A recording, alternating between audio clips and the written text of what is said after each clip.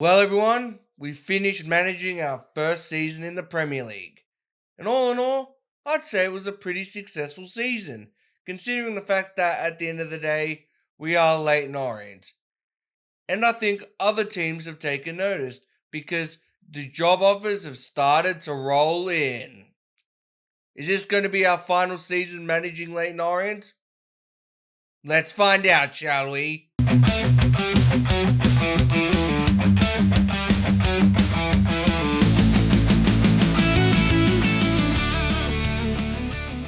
And here we are, everyone.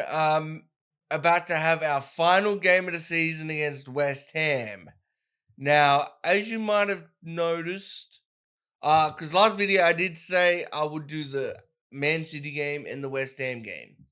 There's a reason why I ended up doing the Man City game off screen. It's because like around a few weeks prior, I started getting job offers. Most of the job offers I was getting though was from French clubs, but not the good French clubs, the relegated kind of French clubs. And so none of them really interested me. But then, right before the Chelsea match, I ended up getting a job offer from Aston Villa. Now that intrigued me something shocking. So I went to the job interview, did the job interview. I didn't hear back from them until after the Man City game, where unfortunately they told me I did not get the job.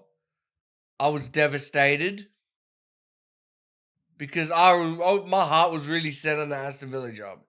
Even though I've done great at Leyton Orient, I feel like there is a step above between us and Aston Villa. And Aston Villa are, I'd say, a pretty rich club, so I feel like they would have offered me more than what I was getting at Leyton Orient. So that was a shame, but let's hope that maybe there's some sort of transfer merry-go-round where someone else will come in for us and maybe we can get a job at a different club.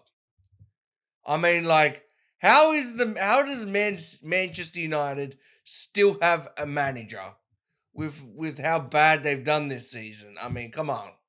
But anyway, I'll just quickly show you the fixtures. So where we last left off was this Newcastle game. So we drew Leeds, then we beat Fulham. Now this Fulham game, Fulham were coming 18th.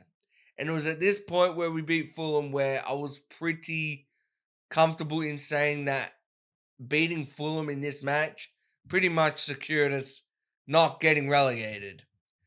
We then lost to United, Wolves, and Tottenham. The Wolves one was annoying. We were on top all match, and then they score a jammy goal late. But then we end up having this crazy match beating Liverpool at Anfield 3-1. Honestly, I couldn't believe it. We played so well in this match.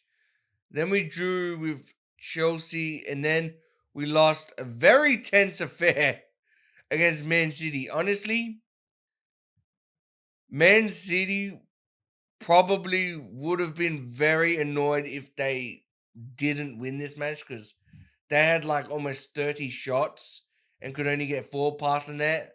We had 6 shots and scored 3, so because we kept hitting them on the counter attack, which was really funny, but they did end up beating us in the end.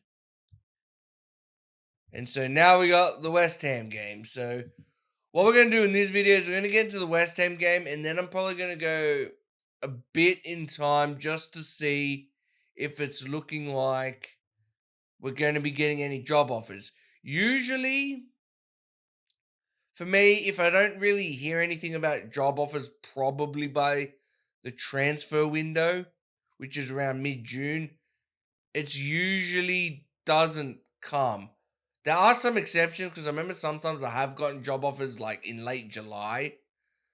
But usually most of them come usually at the end of the season, essentially. Around like in May.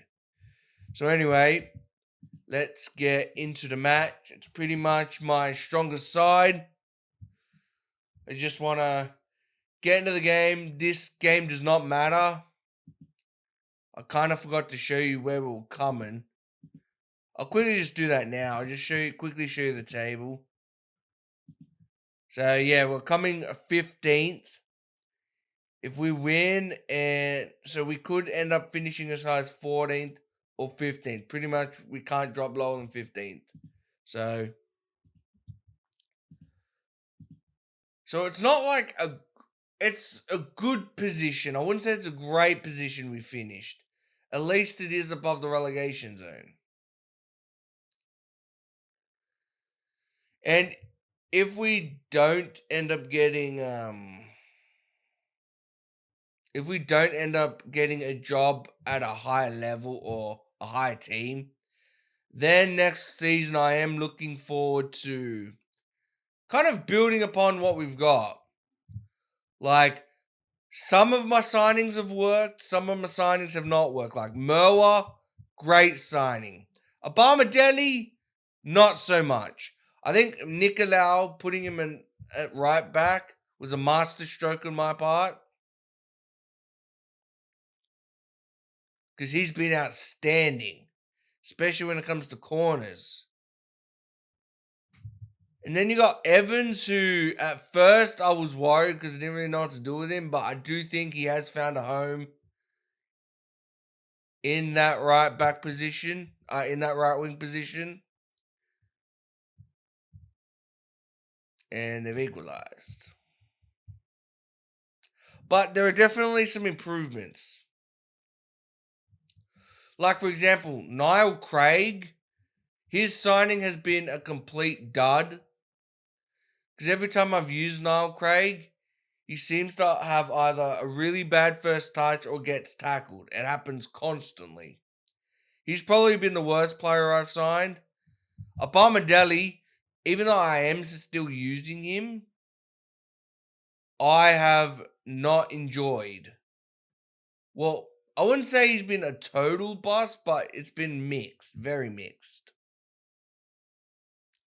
I think Hodge has been good, except for a game or two where it looked like he tried to cost me the match on purpose. And now they're winning.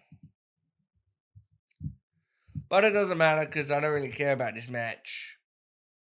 It's just a formality to have. I'm only having this game just to show you guys where I ended up at the end of the season. But we've equalized with Nathan Young Coombs.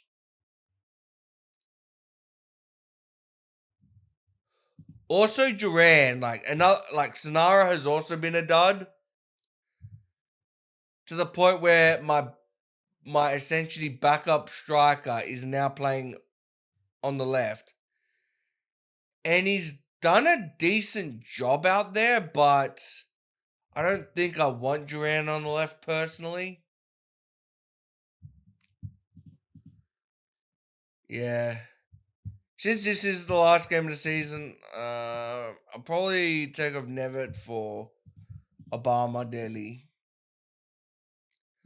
Also, maybe I think my main position is I definitely want a left back.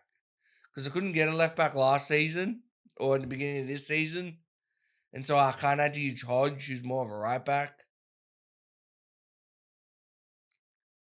Oh, Nicolau, you almost had a double.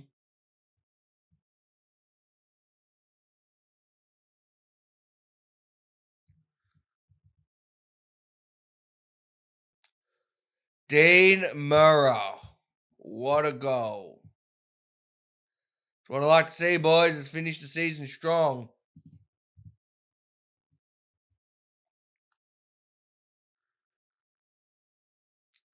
I will say, though, if it wasn't for the fact that we had that 4-game...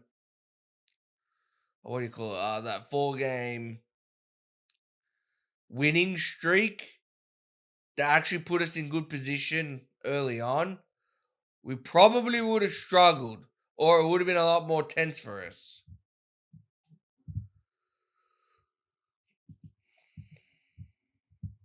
And now we're winning 4-2. Gonna praise the team.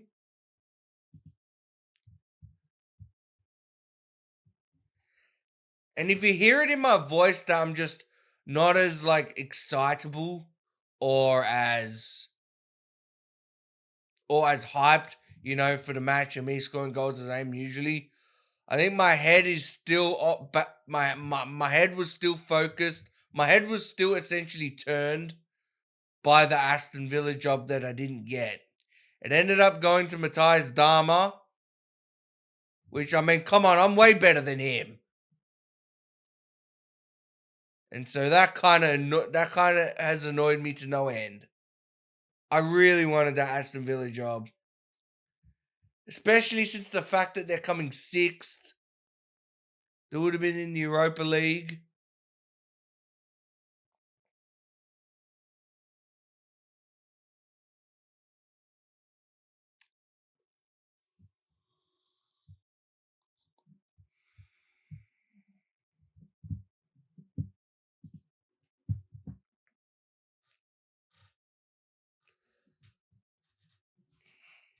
But we'll see what comes from it.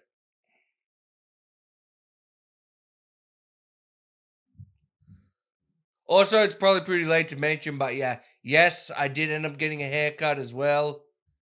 I thought, let's do it in celebration of surviving my first year in management in the Prem. When I went to hit record, I actually paused myself before recording because I didn't realize how different I looked.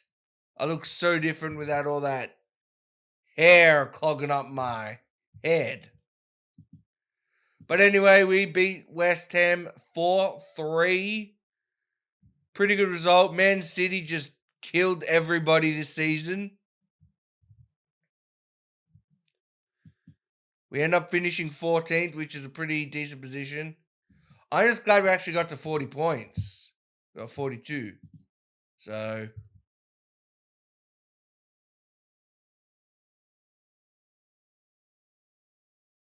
what I'm probably going to do is I'm probably just going to go ahead to see if there's anything interesting happening, like getting certain job offers or if any other bits and bobs in the mail. Pique my curiosity. Well, the board has given me a budget. I'm happy with it. It's actually slightly more than what they gave me last season. I think last season they gave me it was about 35 million. This time it's 42 million. So what about the wage? The wage is, yeah, still pretty good. Like, this is massively going to go up, the payroll, when all of my players that I don't want and just aren't good enough anymore, like Anya Dinma, leave. So, and here we are, everyone, for the end of season review. Do we have a signing of the season? No, we do not. A plus for Merwa. Everything else is pretty much a C. So there doesn't really seem to be any. Right? Well, let's see. We got B in the Prem because we did quite comfortably avoid relegation. Yeah. That Sheffield Wednesday getting knocked out the way that happened did still annoy me to this day, but I was like very locked in and focused on the Carabao Cup, which we won. Look at all that green. I still can't believe how, from Man United onward, how we got past the teams the way we did. Biggest win 4-0 against Leeds. Match to remember 3-1 against Leicester. Goal of the season. Oh, yes.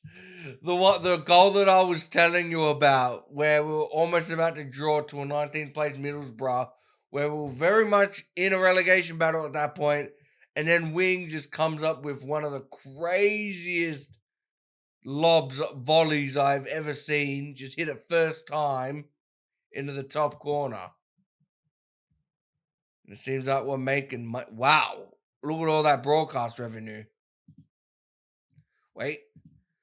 Who's my... Okay, so our top 5 most popular players. Nathan Young-Coombs, Evans, Duran, Traore, and Manning. Wow. I feel like Traore's getting shafted a bit there. So we won... What? That was Championship Coach of the Year. And we somehow got manager of the month for September and November. Oh, wow. Yeah, the 3-4 match against Burnley in the Carabao Cup. And so look at our fans. Our social media following has gone up by 130k, which is nice. We're in the Europa Conference League. The fact that it wants us to reach the knockout stage, even though it still has us an attempt to avoid relegation, tells you how many crap teams are in the Conference League. I'm just going to discuss the plans for next season. We want to avoid relegation. Yeah. Keep them happy. League knockout stage. And that's it. Alright, well, let's see what other interesting mail that we're going to get. I mean, look at this. The fact that our payroll to turnover is so low compared to everyone else, especially when you consider the fact, and this isn't because of how much money we're making, this is because of how little our salary is. Look at this. Our salary is about 30 million. And then you look at all these other teams, they're all over 90 million. 83 is probably the shortest with Middlesbrough. That's like almost 5 times the amount of salary that we pay. Wild. Well, this isn't good. Apparently our stadium renovations has been delayed by 3 months. So instead of moving into our new stadium in pre-season, which would have been June, we now have to wait until September. Which means we're going to have to play a month at, I don't even know where we're going to play. So that's a thing to keep our eye on. And we've made it, everyone, to the Premier League window. So, no job offers, unfortunately. However, the Arsenal job opened up because their manager at the time, apparently Ancelotti, resigned. So that could be an avenue. But I don't know. On top of that, I've also been seeing some scouting reports, and there's some players that do intrigue me, which I have started the process of trying to get. So we'll see how that all turns out. But we're going to be seeing all that next time. So in the next video, it will start up either at the beginning of next season with Leyton Orient, or if we get a late job offer. Who knows what's going to happen, but we'll save that video for next time. So thanks for watching, guys. Have more parts out soon. If you liked the video, like and subscribe, and see ya.